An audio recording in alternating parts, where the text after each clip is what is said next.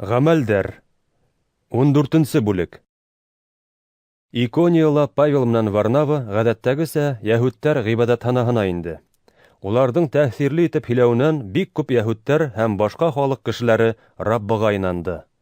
Ә уга инанмаган яһүдләр яһүд булмагандарны иман тотучыларга каршы котыртып, уларга карата асу һеңдерде. Павел менән Варнава унда шактый оҙаҡ ваҡыт булды. Раббы тураһында тәвәккәллек менән вәғәзләнеләр һәм Раббы үҙенең мәрхәмәте хаҡындағы хәбәрҙе раҫлап, уларҙың ҡулы менән хикмәттәр һәм мөғжизәләр ҡылды. Ҡала халҡы икегә бүленде. Бер өлөшө яһүдләр, икенселәре илселәр яғында булды. Ахырҙа яһүд булмағандар һәм яһүдләр үҙҙәренең башлыҡтары менән бергә илселәргә ташланып, уларҙы таш менән бәреп үлтерергә ниәтләне. Илселәр был хаҡта ишеткәс, Ликаония өлкәһенә ҡасып китте. Ундағы Листра, Дервия ҡалаларында һәм шул тирәләге ерҙәрҙә халыҡҡа һөйөнөслө хәбәрҙе һөйләүҙәрен дауам иттеләр. Листра ҡалаһында аяҡтары йөрөмәгән бер кеше бар ине. Ул тыумыштан уҡ ғарип булып, бер ҡасан да атлай алмаған.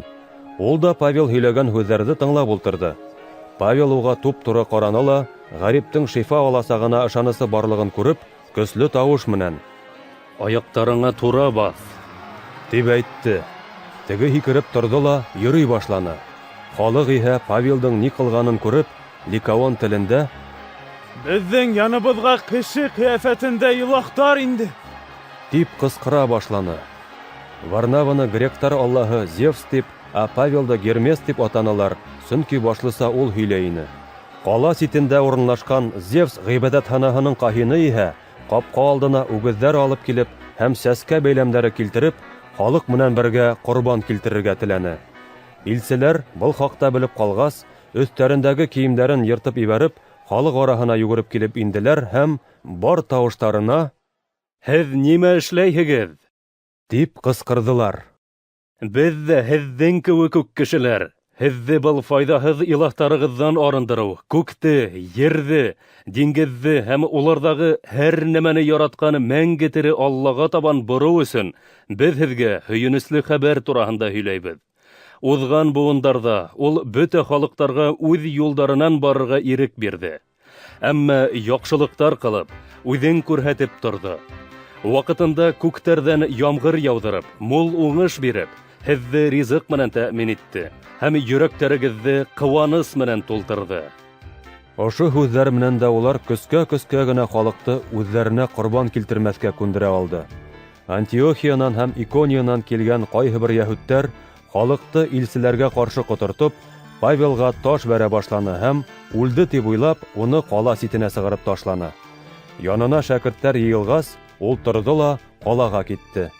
Икенсе көндө Павел менән Варнава Дервия ҡалаһына юл тотто.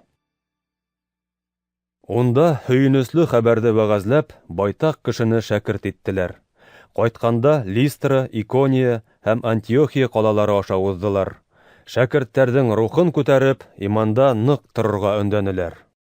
«Алла батшалығына инеү күп михнәттәр аша буласаҡ», тине улар.